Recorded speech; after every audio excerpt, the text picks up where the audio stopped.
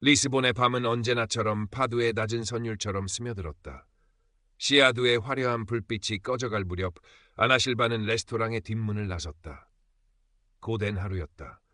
접시 닦는 물의 온기와 음식 냄새가 아직도 코끝에 맴도는 듯했다. 20살 남짓, 검은 머리카락은 되는 대로 틀어올렸고 값싼 면 티셔츠와 낡은 청바지 차림이었다. 고향 카보베르데의 가족들에게 보낼 돈과 자신의 학비를 벌기 위해 아나는 이 도시의 밤을 견디고 있었다. 알파마 지구의 작은 방으로 향하는 길은 익숙했지만 오늘은 유난히 발걸음이 무거웠다. 언덕길을 오르자 숨이 찼고 좁고 오래된 돌길은 가로등 불빛 아래 짙은 그림자를 드리웠다. 사방은 쥐 죽은 듯 고요했고 간헐적으로 들려오는 파도 소리만이 이 도시의 깊은 슬픔, 사우다지를 실어 나르는 듯했다. 부유한 시아드와 서민적인 알파마의 경계 어딘가 인적이 끊긴 골목길에 접어들었을 때였다. 갑자기 그림자 하나가 불쑥 앞을 가로막았다. 아나는 심장이 덜컥 내려앉는 것을 느꼈다. 어둠 속에서 반짝이는 것은 경찰 제복의 은색 단추와 그의 손목에 찬 고급 시계였다. 히카르두 올리베이라 경관. 30 초반쯤 되어 보이는 그는 언제나처럼 깔끔하게 정돈된 머리에 오만함과 약간의 짜증이 섞인 표정을 하고 있었다. 그의 시선은 아나의 행색을 위아래로 훑으며 노골적인 경멸감을 드러냈다. 이 시간에 여기서 뭘 하는 거지? 차갑고 의심 가득한 목소리가 밤의 정적을 갈랐다. 마치 아나가 이곳에 있어서는 안 될 존재라는 듯한 말투였다. 아나는 저도 모르게 포르투갈어 대신 고향 말인 크리올루가 튀어나올 뻔한 것을 간신히 참으며 더듬거렸다. 저 일이 끝났어요. 집에 가는 길입니다. 히카르두는 코웃음을 쳤다. 그의 손에 들린 손전등 불빛이 아나의 얼굴을 정면으로 비췄다. 불쾌한 빛이었다. 일? 이런 차림으로? 이 시간에? 이런 곳에서? 그의 목소리에는 아나의 존재 자체를 문제 삼는 듯한 가시가 돋쳐 있었다. 아나의 소박한 옷차림, 피곤에 지친 얼굴, 그리고 무엇보다 그의 기준에서 어울리지 않는 피부색이 그의 편견을 자극한 것이 분명했다. 레스토랑에서 일해요. 시아두에 있는. 아나는 떨리는 목소리로 답했지만 히카르두는 들을 생각이 없어 보였다. 그는 한 걸음 더 다가섰고 그의 제복에서 나는 희미한 가죽 냄새와 값비싼 향수 냄새가 아나의 숨을 막히게 했다. 신분증. 그는 명령하듯 짧게 말했다. 아나는 가슴 속에서 무언가 뜨거운 것이 치밀어 오르는 것을 느꼈다. 부당했다. 그저 일을 마치고 집으로 돌아가는 길일 뿐인데 왜 이런 취급을 받아야 하는가. 하지만 목구멍까지 차오른 항의는 두려움에 가로막혀 터져 나오지 못했다. 그녀는 과거에도 비슷한 눈빛, 비슷한 무시를 겪은 적이 있었다. 그러나 이토록 직접적이고 위협적인 경우는 처음이었다. 왜 신분증을 보여드려야 하죠? 제가 뭘 잘못했나요? 용기를 내어 물었지만 목소리는 가늘게 떨렸다. 히카르두의 눈썹이 꿈틀거렸다. 질문하는 건 나다. 넌 대답만 하면 돼. 아니면 뭔가 삐끼는 거라도 있나? 그의 말투는 더욱 공격적으로 변했다. 너 같은 것들은 밤만 되면 어슬렁거리며 문제를 일으키지. 너 같은 것들. 그 말이 아나의 심장을 날카롭게 찔렀다. 그녀는 주먹을 꽉 쥐었다.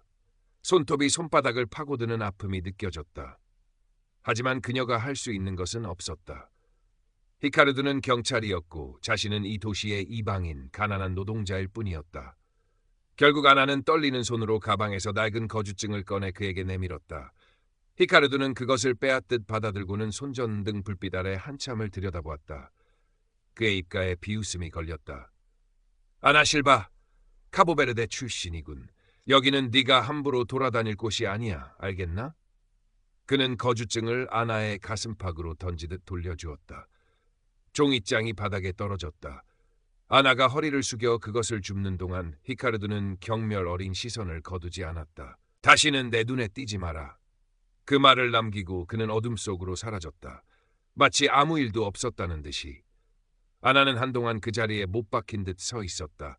다리가 후들거렸고 심장은 여전히 미친 듯이 뛰고 있었다. 차가운 밤 공기가 폐부를 찔렀지만 뺨은 수치심과 분노로 뜨겁게 달아올랐다. 그녀는 떨리는 손으로 거주증을 다시 가방에 넣었다. 뒤돌아볼 용기조차 나지 않았다. 그저 도망치듯 알파마의 집으로 향했다. 좁고 어두운 골목길이 오늘따라 유난히 길고 험하게 느껴졌다. 그녀의 눈에서는 뜨거운 눈물이 쉴 새 없이 흘러내렸다. 좁고 낡은 아나의 방은 창문 너머 리스본의 야경이 무색할 만큼 어둡고 차가웠다. 침대에 웅크린 아나는 밤새도록 흐느꼈다. 히카르두의 경멸 어린 눈빛, 모욕적인 말투, 그리고 무엇보다 그 상황에서 아무것도 할 수 없었던 자신의 무력함이 그녀를 괴롭혔다. 잠들 수 없었다. 눈을 감으면 그의 얼굴이 떠올랐고 귓가에는 그의 목소리가 맴돌았다. 분노와 두려움, 수치심이 뒤섞여 심장을 마구 핥히는 듯했다. 다음 날 아침 거울에 비친 아나의 얼굴은 까맸다. 밤새운 탓에 눈은 퉁퉁 부어 있었고 뺨에는 히카르두가 거칠게 밀쳤을 때 벽에 부딪혀 생긴 희미한 멍 자국이 남아 있었다. 그 멍은 육체적인 아픔보다 더 깊은 마음의 상처를 상징하는 듯했다. 레스토랑으로 향하는 발걸음은 천근만근 무거웠다. 주방의 열기와 기름 냄새, 동료들의 부산스러움 속에서도 아나는 어젯밤의 일을 잊을 수 없었다. 유일한 친구이자 동료인 소피아는 아나의 얼굴을 보고 걱정스러운 표정을 지었다. 아나, 무슨 일 있었어? 안색이 너무 안 좋아. 아나는 잠시 망설이다가 어젯밤의 일을 털어놓았다. 소피아는 안타까운 표정으로 아나의 이야기를 들어주었지만 그녀의 반응은 아나가 기대했던 것과는 달랐다. 정말 끔찍한 경험이었겠다. 하지만 아나, 세상이 다 그렇지 뭐. 괜히 긁어 부스럼 만들지 마. 그런 놈들은 건드려봤자 너만 손해야. 그냥 잊어버려. 그게 상책이야. 소피아의 말은 현실적인 조언이었지만 아나의 마음을 더욱 무겁게 짓눌렀다. 잊으라고? 어떻게 잊을 수 있단 말인가? 마치 아무 일도 없었던 것처럼 살아갈 수 있을까? 아나는 고개를 저었다. 퇴근 후 아나는 평소처럼 집으로 가지 않고 알파마 언덕 위 작은 광장의 벤치에 앉았다. 석양이 태주강을 붉게 물들이고 있었다. 그때 누군가 옆에 다가왔는 기척이 느껴졌다. 같은 동네에 사는 엘비라 할머니였다. 꼬불꼬불한 하얀 머리에 주름 가득한 얼굴이었지만 눈빛만은 소녀처럼 맑고 따뜻한 분이었다. 엘비라 할머니는 종종 이웃들에게 직접 만든 차나 작은 빵을 나눠주곤 했다. 아가씨, 안색이 안 좋구먼. 엘비라 할머니는 따뜻한 차가 담긴 작은 컵을 아나에게 건네며 말했다. 무슨 힘든 일이라도 있었소? 아나는 할머니의 따뜻한 눈빛에 저도 모르게 눈물을 글썽였다. 그리고 어젯밤의 일을 조심스럽게 털어놓았다. 엘비라 할머니는 아무 말 없이 아나의 이야기를 끝까지 들어주었다. 아나의 이야기가 끝나자 할머니는 부드럽게 아나의 손을 잡았다. 두려웠겠지. 분하고 억울했겠지. 그건 당연한 감정이라오. 할머니의 목소리는 낮고 차분했지만 그 안에는 깊은 연민과 이해가 담겨 있었다. 하지만 아가씨, 그건 결코 네 잘못이 아니야. 잘못은 그런 짓을 한 그 경찰에게 있는 거지. 아나는 할머니의 말에 울컥 눈물이 솟았다. 소피아에게서는 들을 수 없었던 위로였다. 세상에는 옳지 않은 일들이 너무나 많다오. 하지만 그렇다고 해서 우리가 침묵하고 외면해야 하는 건 아니야. 작은 목소리라도 내야 해. 그래야 조금씩이라도 바뀔 수 있는 거라오. 엘비라 할머니는 아나의 눈을 지그시 바라보며 말했다. 용기를 내요 아가씨. 당신은 혼자가 아니니. 할머니의 말은 아나의 마음에 작은 불씨를 지폈다. 그래, 이건 내 잘못이 아니야. 내가 왜 숨어야 하고 왜 두려워해야 하는 거지? 그 경찰은 자신의 잘못에 대해 책임을 져야 해.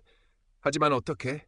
가난한 이민자 여성인 자신이 거대한 경찰 조직을 상대로 무엇을 할 수 있을까? 보복이 두렵기도 했고 신고한다고 해도 과연 제대로 된 조사가 이루어질지 의문이었다. 어쩌면 소피아의 말처럼 괜한 일을 벌이는 것일지도 모른다. 밤늦도록 아나는 잠 못 이루고 뒤척였다. 마음속에서는 두려움과 분노, 체념과 저항 의지가 끊임없이 충돌했다. 히카르두의 오만한 얼굴과 엘비라 할머니의 따뜻한 눈빛이 번갈아 떠올랐다. 그녀는 침대에 누워 천장을 바라보며 생각했다.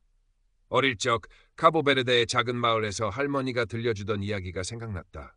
아무리 작은 새라도 힘껏 날갯짓하면 폭풍을 이겨낼 수 있다는 이야기였다. 다음 날 아침 아나는 결심했다. 더 이상 두려움에 움츠러들지 않기로. 자신의 존엄성을 되찾기 위해, 그리고 어쩌면 자신과 같은 또 다른 피해자가 생기지 않도록 하기 위해 목소리를 내기로. 그것이 아무리 작은 날갯짓일지라도. 아나는 떨리는 마음을 다잡고 가장 깨끗한 옷으로 갈아입었다. 그리고 리스본 시내에 있는 경찰서로 향했다. 경찰서로 향하는 발걸음은 무거웠지만 이상하게도 어제보다는 마음이 조금 가벼워진 것 같았다. 어쩌면 엘비라 할머니의 말처럼 옳은 일을 하려는 용기가 그녀에게 작은 힘을 주고 있는지도 몰랐다. 경찰서 문은 육중하고 차가웠다. 안으로 들어서자 높은 천장과 딱딱한 의자, 무표정한 경찰관들의 얼굴이 아나를 압도했다. 공기는 싸늘했고 관료적인 분위기가 숨막힐 듯했다. 접수 창구에 앉은 경찰관은 아나를 위아래로 훑어보더니 퉁명스럽게 물었다. 무슨 일로 오셨죠? 아나는 침을 꿀꺽 삼키고 용기를 내어 말했다. 경찰관을 신고하려고 합니다. 접수 담당 경찰관의 눈썹이 살짝 올라갔다. 그는 의심스러운 눈초리로 아나를 바라보며 물었다. 경찰관을요? 어떤 일 때문에요? 그의 말투에는 내까짓게 감히 경찰을 신고해? 라는 듯한 뉘앙스가 묻어 있었다. 아나는 시스템의 거대한 벽을 온몸으로 느끼는 듯했다. 어젯밤 순찰 중이던 경찰관에게 부당한 대우를 받았습니다. 모욕적인 언사와 위협적인 행동을 당했어요. 아나는 떨리는 목소리로 최대한 침착하게 설명하려 애썼다. 경찰관은 심드렁한 표정으로 서류 한 장을 꺼내 아나에게 내밀었다. 여기에 자세히 적으세요. 이름, 시간, 장소, 그리고 구체적인 상황까지 전부요. 그의 목소리에는 일말의 공감이나 진지함도 찾아볼 수 없었다. 그저 귀찮은 민원 하나를 처리하려는 듯한 태도였다. 아나는 차가운 플라스틱 의자에 앉아 진술서를 작성하기 시작했다. 손이 너무 떨려서 글씨가 제대로 써지지 않았다. 어젯밤의 기억이 다시금 생생하게 떠오르며 눈물이 핑 돌았다. 히카르도의 얼굴, 그의 목소리, 그때 느꼈던 공포와 수치심. 하지만 아나는 이를 악물고 써내려갔다 왔다. 그의 이름, 시간, 장소, 그리고 그가 했던 말과 행동들을 최대한 자세하고 정확하게 기록했다. 한자 한자 써내려갈 때마다 마치 무거운 짐을 하나씩 내려놓는 듯한 기분이 들기도 했다. 진술서를 다 작성하고 제출하자 경찰관은 그것을 대충 훑어보더니 말했다. 조사 후에 연락드리겠습니다. 그게 전부였다. 어떤 위로나 사과도 심지어는 진지하게 들어주려는 시도조차 없었다. 경찰서를 나서는 아나의 발걸음은 여전히 무거웠다. 과연 제대로 된 조사가 이루어질까? 히카르도 경관은 어떤 처벌을 받게 될까? 아니, 처벌을 받기는 할까? 수많은 의문이 머릿속을 맴돌았다. 하늘은 여전히 무심하게 푸르렀고 리스본의 거리는 어제와 다름없이 분주했다. 마치 아나에게 일어났던 일 따위는 이 거대한 도시의 사소한 해프닝에 불과하다는 듯이. 하지만 아나는 경찰서를 나오면서 마음 한구석에 작은 불씨가 남았음을 느꼈다. 그것은 두려움을 이겨내고 자신의 목소리를 냈다는 작은 자부심이었고 옳지 않은 일에 저항했다는 스스로에 대한 위안이었다. 결과가 어떻게 되든 그녀는 해야 할 일을 했다. 그것만으로도 충분하다고 아나는 스스로를 다독였다. 집으로 돌아온 아나는 오랫동안 사용하지 않았던 낡은 스케치북과 연필을 꺼냈다. 어릴 적부터 그림 그리기를 좋아했지만 리스본에 온 후로는 먹고 살기 바빠 잊고 지냈던 꿈이었다. 그녀는 떨리는 손으로 연필을 잡고 어젯밤의 일을 그리기 시작했다. 어두운 골목길, 히카르도의 위압적인 모습, 그리고 공포에 질린 자신의 얼굴. 그림을 그리는 동안 아나는 다시금 그때의 감정들에 휩싸였지만 동시에 무언가 해소되는 듯한 느낌도 받았다. 그림은 그녀의 분노와 슬픔 그리고 희미한 희망을 담아내는 줄구였다. 몇 주가 흘렀다. 아나의 삶은 크게 달라지지 않았다. 여전히 레스토랑에서 고된 일을 했고 밤늦게 퇴근하는 길은 여전히 불안했다. 히카르도 경관을 다시 마주칠까봐 두려웠지만 다행히 그런 일은 일어나지 않았다. 어쩌면 다른 곳으로 순찰 구역이 바뀌었거나 아니면 아나의 신고 때문에 잠시 몸을 사리고 있는지도 몰랐다. 그러던 어느 날 아나에게 우편물 하나가 도착했다. 경찰서에서 온 것이었다. 심장이 빠르게 뛰기 시작했다. 떨리는 손으로 봉투를 뜯자 안에는 간단한 내용의 공문서 한 장이 들어있었다. 귀하께서 제출하신 진정건에 대해 내부 조사가 진행 중임을 알려드립니다. 그게 전부였다. 구체적인 진행 상황이나 히카르도 경관에 대한 언급은 없었다. 형식적이고 차가운 문장이었다. 아나는 실망감을 감출 수 없었다. 역시나 하는 생각이 들었다. 과연 제대로 된 조사가 이루어지고 있는 것일까? 아니면 그저 시간만 끌다가 유야무야 덮으려는 것은 아닐까? 히카르드는 여전히 아무렇지 않게 경찰 제복을 입고 거리를 활보하고 있을지도 모른다는 생각에 다시금 분노가 치밀었다. 하지만 아나는 이내 고개를 저었다. 실망스럽긴 했지만 이것으로 끝이라고 생각하지 않기로 했다. 중요한 것은 자신이 침묵하지 않았다는 사실이었다. 자신의 목소리를 냈다는 경험은 그녀에게 작은 용기를 심어주었고 세상을 바라보는 시각을 조금이나마 바꾸어 놓았다. 그날 이후 아나는 이전처럼 무력하게 모든 것을 받아들이지 않았다. 레스토랑에서 부당한 요구를 하는 손님에게는 정중하지만 단호하게 거절할 줄도 알게 되었고 동료가 어려움을 겪을 때는 조용히 곁을 지켜주기도 했다. 그녀의 작은 변화는 주변 사람들에게도 미미하지만 긍정적인 영향을 미치는 듯했다. 엘비라 할머니는 여전히 아나를 따뜻하게 격려해 주었다. 아가씨, 세상은 하루아침에 바뀌지 않아. 하지만 작은 물방울이 모여 강을 이루듯 우리들의 작은 용기가 언젠가는 큰 변화를 만들어낼 수 있을 거라오. 아나는 할머니의 말에 고개를 끄덕였다. 비록 히카르드 경관이 제대로 된 처벌을 받지 않을 수도 있고 이 사회의 뿌리 깊은 편견과 차별은 쉽게 사라지지 않을지라도 자신은 더 이상 과거의 무력